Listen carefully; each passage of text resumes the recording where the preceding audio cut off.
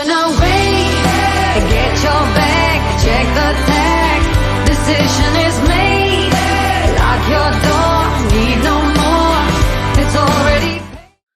G'day everyone, welcome again to the chat. As you know, I love to talk to a wide range of racing people. I've previously spoken to one jockey manager in Jockey Weekly over in South Australia, but for something different, joining me today is Simon Lambert, who manages some jockeys here in Victoria. G'day Simon, how are you? Hey Ben, thanks for having me on the show. Really appreciate it. No worries at all. First of all, where does your love and interest of racing come from? So it just comes from, when I was growing up, I was never really being involved in racing. It's more ever since I came over to Australia and just through being around local sports clubs and things like that, I sort of really got into racing and really started following it closely over the sort of, last sort of 8 years or so. And that's sort of where it all came from. And you manage Will Gordon, Liam Reardon, Billy Egan and Colleen Heffle. No doubt those four Musketeers, like you say on Twitter, it keeps you busy. Oh, absolutely. No, there's always something going on and, always a headache, always trying to juggle different things. And, it's always a challenge trying to, make sure everything aligns, whether it's a night meeting at Pakenham and trying to blend that in with a day meeting at Kyneton and things like that, make sure the times align and making sure they've all got enough rides and the quality of rides they want and things like that. So there's always something. It's definitely more than just ringing and booking rides, isn't it? Absolutely. I mean, a big part of it's obviously the rapport you build with the jockey, and obviously being a jockey is you're an individual, so it's you against everyone else. So as the manager, you're a big part of the team and their life, and you're there to offer them support and advice as best you can along the way. So that you're sort of a big part of their support network. So that's probably one of the biggest things for me. And then there's all the things with looking at trials and jump outs and things like that, trying to find the next good horse that we can try and get on, and then obviously trying to juggle all the commitments of jump outs, getting to the races in time, making it to a Pakenham night meeting. There's always something going on. And obviously you've got to build that rapport with the jockey themselves, but how important is relationship building with owners and trainers? It's hugely important. You've got to have a good relationship with the trainers, and if you can't build that relationship, then you're probably not going to get the volume of rides. So it's important to be able to have good interpersonal skills and be able to talk well of your jockeys to trainers and owners, and hopefully you can get it over the line and get one of your jockeys on board. So building relationships all the way through from your jockeys to trainers to owners is really important, because without those relationships, then the jockeys aren't going to get the rides. So really important. All across the board, building relationships. And you do a bit of form analysis too. And the reason why I ask is because there's quite a few of the jockey managers, like as in another role, they do form analysis too. I know Mark Guest does, and Jockey Weekly does, for example. I don't do specific form analysis for anyone or anything, but I always study the form of horses that we're looking to ride. And that's sort of the extent of my form analysis. It's more just for my jockeys. Obviously, some days, and for some jockeys that's more important than it may be for other jockeys. So someone like Billy, who is going really well at the moment, it's really important that we get him on the best horses whenever possible. So it's really important we study the form, and we're not just accepting rides and taking rides on anything.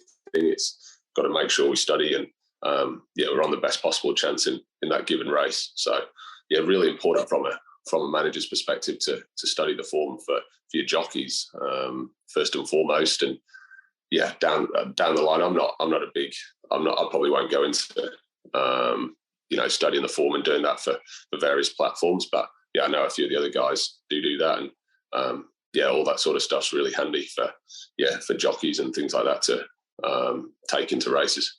And Will Gordon, the jumps jockey, but he's also mixed it well on the flat as well. He's currently recovering from injury, but you won't get a more passionate promoter of jumps racing. Just look at him talking on racing.com yesterday.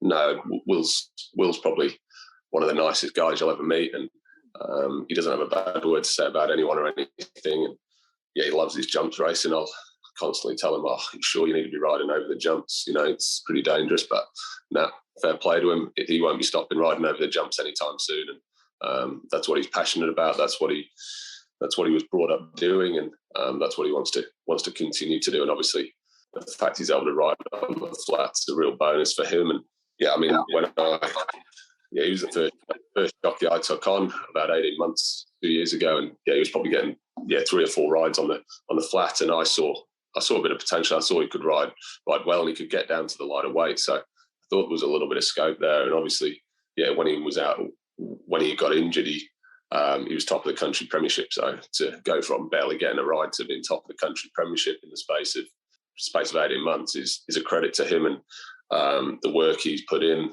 both on his riding and the track on a morning. He goes in every morning, 5-6 days a week, and he's made himself known to people. And like I say, he's one of the nicest guys going around. So he comes across very well to trainers and owners who are also happy to put him on. So he's a delight. And his jumps racing, just like his flat racing's also gone to another level.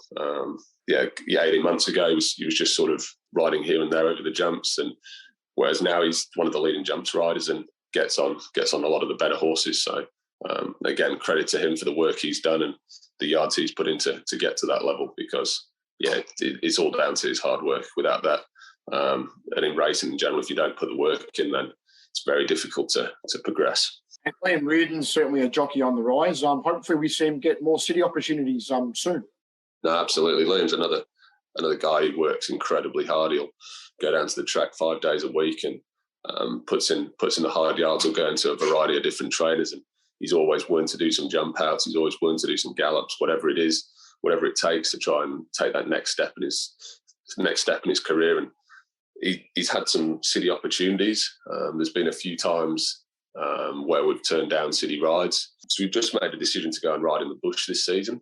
He's been getting some really good opportunities out in the country on a Saturday. So we've sort of decided to take those, get a full book of good rides in the country over going to town for maybe 1, 2, 3 rides that maybe not as good a chances. So the goal was to get 50 winners this season. He's never achieved that before, and I think he's on 47 or 48 with a couple of months to go. So that was the goal, and the decision was made to prioritise riding in the country on a Saturday this season, and hopefully next season we see a bit more of a transition into riding into the city, and hopefully trainers start to give him a little bit more of an opportunity. There has been an increase in the opportunities he's been getting over the last few months, and like I say, it's just about picking the right opportunities, the right time to go and ride in town, and making sure it works. We don't want to be just going to town to make up the numbers when he could be, on a 3 or 4 favourites in the country. So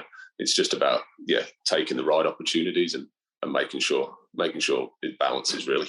Colleen Heffle's been getting some city opportunities, but how did her time riding in WA assist her, do you feel?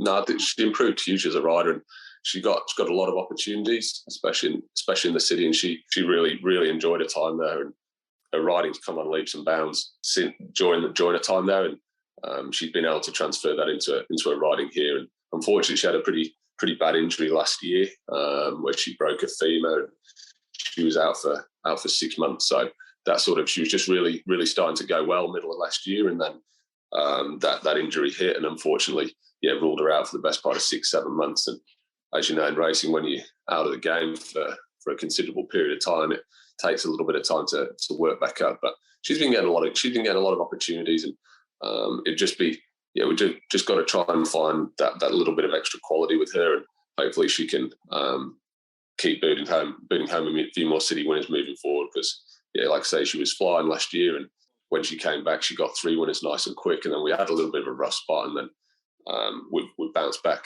over the last few weeks. But that's racing. You have peaks and troughs. You go through phases where you can't stop riding winners, and then you go through phases where you can't ride a winner. So that's racing, and it's just about riding the wave and coming out the other side and just backing the process and sticking to what you do well. So And away from racing, Simon, you play cricket as well, and I believe to a reasonably high level. Could you tell me a bit about that?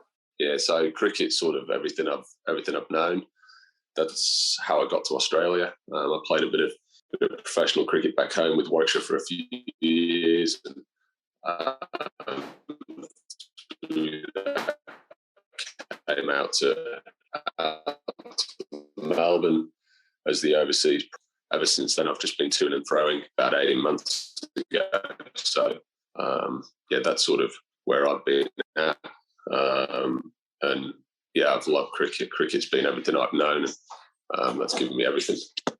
And away from cricket and racing, what does Simon Lambert like to do in his spare time if he does get some? And it's a lot of cricket related. Love my cricket, love my golf, anything sport related. That's where you'll find me playing some tennis. Just love sport, watching the races. Yeah, anything you can think of sport related is usually where you'll find me. So yeah, I don't mind kicking back on the sofa watching an English television show as well. But yeah, mainly it's sport, golf, cricket, tennis, whatever it may be. That's where you'll find me. So yeah, cricket's the number one go-to. So yeah, that's every Saturday taken up. So we hope too many trainers don't want to book rides on a Saturday, but and then quite a lot of weeknights as well. I also do a lot of coaching, in the evenings. So I do like to try and give a little bit back to the juniors that I've grown up playing. So I like to try and give a little back to the juniors and things like that. So yeah, without cricket, probably wouldn't be sat here now. And yeah, it's given me a lot of opportunities in life, and yeah, still to this day love it, and still playing at a good level. So yeah, can't see that stopping anytime soon. You never know. We might have to give a bit of a shout out to the National Jockeys Trust, and you can play in their cricket game when it's on again. What do you reckon? Yeah, I've actually had a few trainers try and scout me for this game to try and roll out for the trainers. So yeah, someone I'd be pretty keen to play if that opportunity comes up. There was talk of there being a game this year, but I've never heard anything about it. So yeah. I'm not sure. I don't think there was a game in the end, but no, would be pretty keen. Will and Liam have sort of have talked up their ability to bowl leg spin. Yeah, could be an entertaining little battle. Hopefully I can stick them in the trees a couple of times and keep them quiet. Simon Lambert, thanks for joining me. No, pleasure. Cheers, man.